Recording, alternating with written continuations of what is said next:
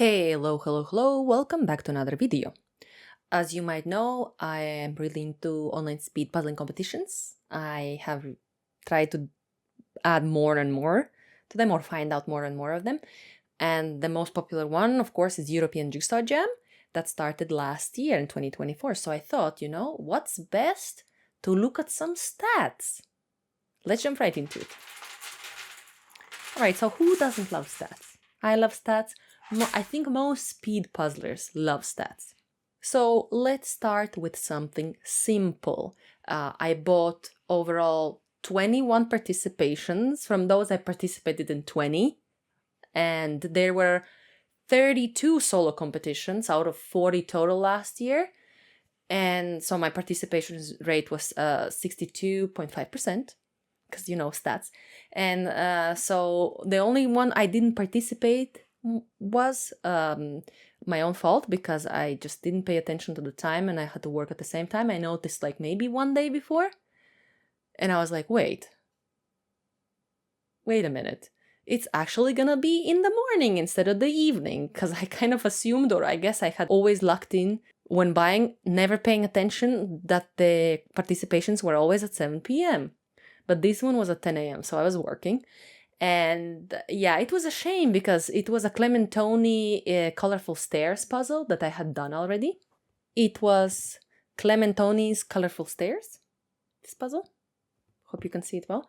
It's super fun puzzle. I have done it quite a few times. Also, the one and only, well, apart from Worlds, the one and only local competition I participated in, this was the puzzle actually. That we did, and I had just bought it before to practice some Clementoni puzzles because I knew they were using Clementoni brand, and this puzzle just looked super amazing, so I bought it, and then we got it in the competition. So yeah, fun times. Now let's look at some graphs. I quickly, that's like debatable, I guess. I whipped up in Google Sheets.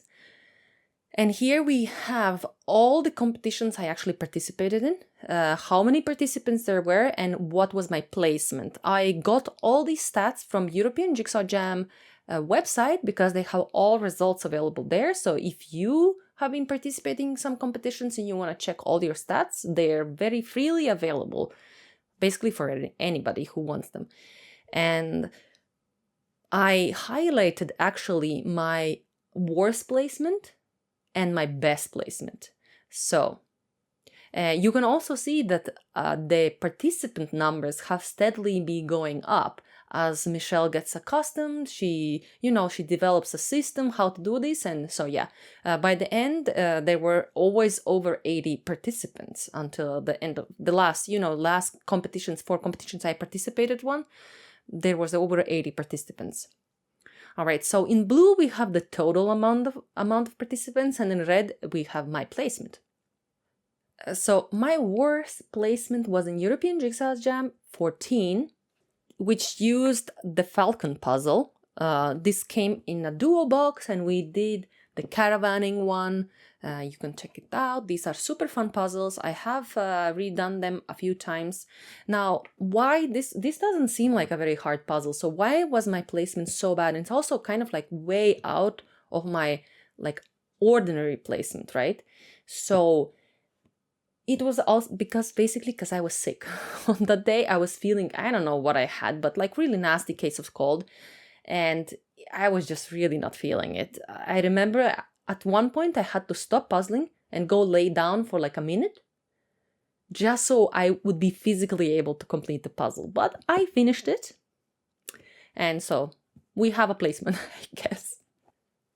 I ended up 52nd out of 78 participants. So, not super amazing, but there was a reason. So my best was European Jigsaw Jam 13 with the Cherry Puzzy Fancy Bunny Party puzzle. It's this one. Super cute puzzle. I mean, look at this. I really love Cherry Puzzy puzzles. Like, I'm not sure if I will be able to, but I would love to get all 500-piece puzzles to them. I really love the finish. Okay, the only downside is that they have the piece cut, which is only 2 innies and 2 outies. But they are quite unique. The connectors are quite unique, so you can't really do false fits.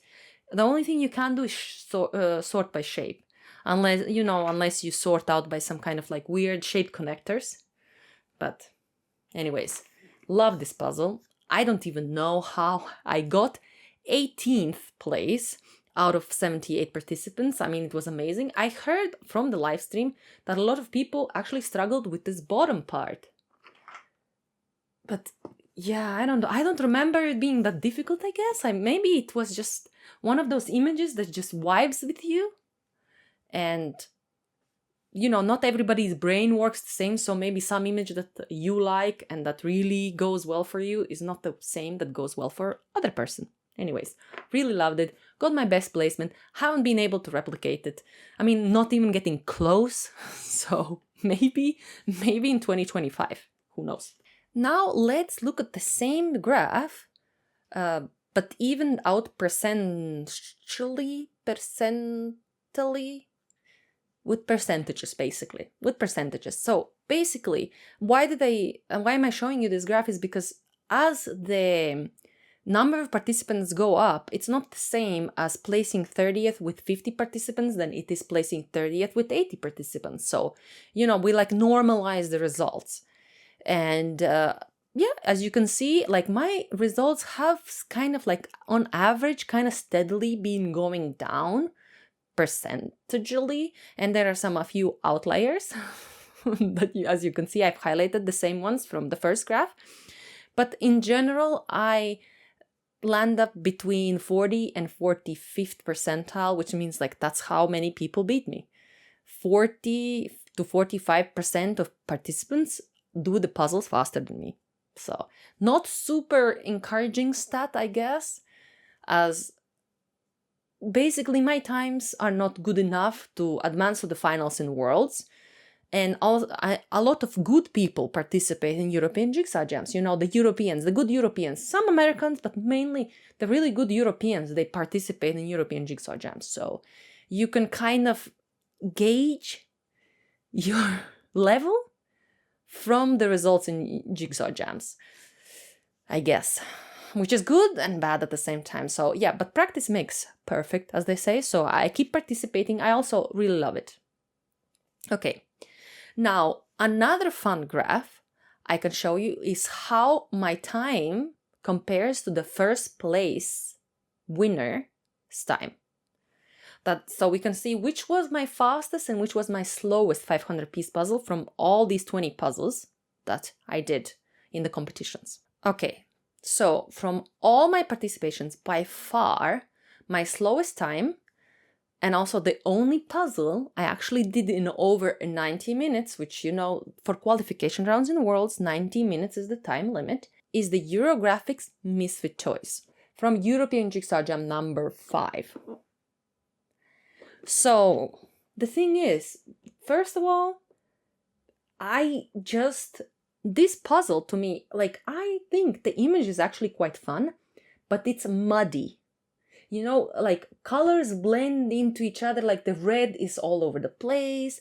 Like it's not easy to sort. This is like pick and place pieces. Like you pick a piece and you either know where it goes more or less, or you compare it to the image and then place it more or less where it goes. And so I'm really not good at busy puzzles. And this is like busy puzzle, but to the next level. Like, I don't know, like this is such a busy puzzle. Busy. And the second thing is that this larger piece size, like, let's open it. So let's say I'll compare with this one. So this is a normal piece size. This is the Eurographics one. Do you see it? Like it's humongous. So I don't have a lot of space to work with. And so like space management becomes a big deal when you do these bigger piece size puzzles. I think it is good that they are an option for people, but for me, they're definitely not my favorite. This is the only big piece size puzzle I have. And I actually in the past have avoided European Jigsaw Jams with bigger piece sizes because they are disclosed. If I know that they're bigger piece sizes, I'm just, unless it's the only option, I don't buy them. I don't want to, I just don't like it. It's just, it feels so clunky. Anyways, the first place finished this puzzle in 38 minutes and 27 seconds. And you can compare it with my time, which was almost 1 hour and 40 minutes. So yeah, it's mental. And the thing is, I'm not sure, I don't know this person's brain, it's some kind of savant brain, because the second place was more than 20 minutes later, over 1 hour. So if I were to compare my time with the second place, like, it's not so egregious, but it's still pretty insane, like crazy. Also, there are quite a few people proportionally who didn't finish the puzzle, because this competition only had 46 participants, and proportionally that's quite a few people who doesn't finish it. I think it was almost 10 people who didn't finish the puzzle. Like, my placement wasn't even that bad. I placed 23rd, so that's the 50th percentile. So half the people who were after me didn't even finish puzzle. Obviously makes sense because I finished it at 1 hour 40, basically. But yeah, lots of struggles were had in this European Jigsaw Jam. Now, my fastest puzzle was Mud Puppy's Jungle Illuminated puzzle from European Jigsaw Jam number 34. This was a very fun puzzle. As you can see, this illustration is super cute. You have a poster inside because it doesn't show the whole thing, I think, on... No, actually, I think it does. I think it's a square puzzle. Yeah. Didn't remember. And the only kind of criticism, well, there were two. There were lots of connected pieces, which we had to undo at the beginning of the competition. But the second one, as you were puzzling, there is a coating on these pieces to make them glow in the dark. And so made it quite tricky to slide the pieces on top of other pieces if you wanted to slot them on already made pieces of puzzle. But really, it was just very, very enjoyable. So, in the same graph, I've actually included the fastest times and slowest times from the first placers. So the slowest time from the first place was European Jigsaw Jam 11 with the Bora Bora Tahiti puzzle from Bluebird. The first place had the time of 52 minutes and 11 seconds. You can take a look at this puzzle. The image quality, first of all, doesn't look super amazing. I think Bluebird doesn't excel with photograph puzzles. I think they have great illustrations, but I'm not sure if it's because we were doing it in the evening, most Europeans that participated were doing it in the evening, or the piece cut, maybe we are not so familiar with the piece cut. I'm not sure how many people are familiar with the Bluebird puzzle brand even, because it was the first one I did. But it was so easy to make misfits in these flat areas of color. Like, I have done this puzzle again during the day, recently actually, and I didn't encounter nearly as many misfits as I did before, but I just remember struggling so hard on this puzzle, and I think most people struggled a lot because the winning time for this one was 52 minutes and 11 seconds. This doesn't seem like such a hard puzzle. Like, the only really hard area maybe would have been this one, and maybe this a bit, but not really. Like, the water has a gradient, there's little sand, the houses are easy, they go from bigger to smaller, right? Then you have the edges, then this one, like, the clouds are easy to pick out. So, I don't know, it doesn't seem like such a hard puzzle, but like the quality of the image wasn't great, and the piece cut is just not super great for such ambiguous things on the pieces. So yeah, it was, I think, as far as like the image of a puzzle, this might be my worst. Like, I kind of hate the Misfit Toys puzzle, just because it was my slowest competition time, and also because it just breaks my brain. But in terms of the image quality, that one is actually quite crisp, and this one is just, I don't know, they're missing on this one. Like, I think all the other Bluebird puzzles that I've done after this one have been way better. They have been way better, so I don't know. I think Bluebird missed a big mark on this one. The fastest winning time was from European Jigsaw Jam 15, which is a Jumbo Jan van Harsten puzzle called Find the Mouse. You can take a look. I mean, there's so many details in this puzzle. it's just so busy. I don't know how this artist cranked in so many tiny details. Anyways, the winning time was 51 minutes and 43 seconds, which is like amazing, like crazy. And anyways, it's not surprising that the Dutch person placed the first place, because I guess they're accustomed to Jan van Harsten puzzles, or I don't know, maybe they had done it before, but yeah, it was a Dutch person win this competition. But I just remember feeling so overwhelmed by the sheer amount of details in this puzzle. I mean, since this one, I have actually gotten another Jan van Harsten, and I think if you do it slowly, it's quite enjoyable because you can see, but when you try to speed puzzle, it's crazy. This is a crazy puzzle. So the last graph I'm going to show you is the time difference between the first and my placement. So it's just to see how close I get to the winning time, basically.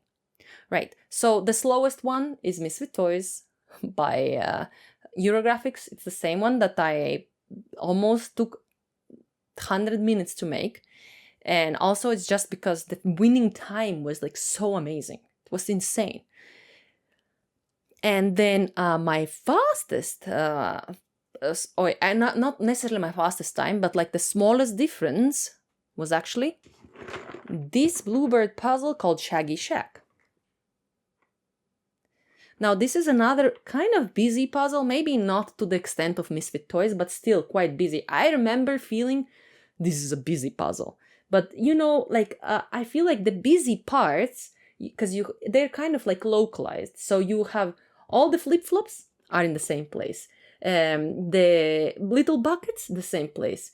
The stripy chairs in the same area, you know? So it's kind of, they're busy, but you kind of know more or less, when you see what's on that piece, you know more or less where they're gonna go. So the time difference for this one was 19 minutes and 26 seconds between the first one and my placement. So I'm pretty happy that I got, I wouldn't say so close to the winning time, but for me kind of close, because you can see that my usual time difference is well over 20 minutes. So I was happy that I got it on kind of a busy puzzle. It's like deceptively busy. Like it looks busy on the first look, but it's really not that busy. So you might get intimidated by this puzzle, but you shouldn't. It's actually quite localized busyness.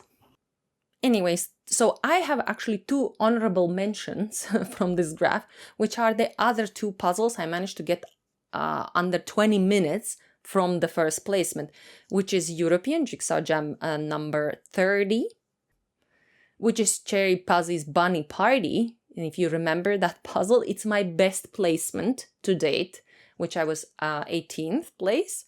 And I actually remember, now I remembered that Michelle didn't even expect me to finish that fast. So she didn't show my completion on the stream because she was as surprised as I was that I completed it so fast.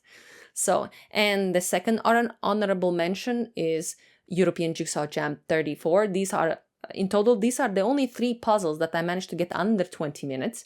It's Mud Puppy's Jungle Illuminated, which you also saw, which was my fastest European Jigsaw Jam time, and actually my European Jigsaw Jam personal best. That's the fastest 500-piece puzzle I have done while participating in European Jigsaw Jam. So I'm pretty happy. Makes sense that those would be the closest to the winning time, I guess. Anyways, those are the stats that I could tease out for you to see about my European Jigsaw Jam participations. What do you guys think? Do you think that I should come out with more stats? Like, if I haven't mentioned something that occurs to you, please write it in comments and I'll look into it. Again, as I said, these stats are freely available on European Jigsaw Jam website if you want to tinker with it yourself.